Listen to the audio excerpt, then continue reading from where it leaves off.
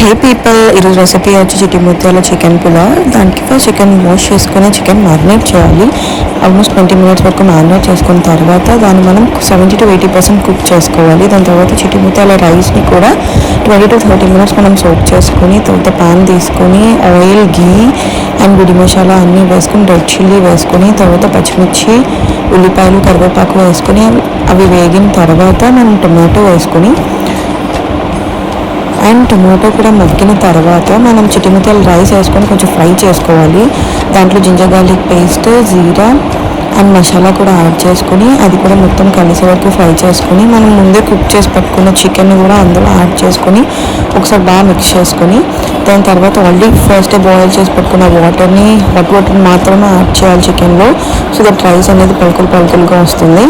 And మొత్తం అయిపోయిన తర్వాత కొత్తిమీర యాడ్ చేసుకొని సర్వ్ చేసుకోవాలి.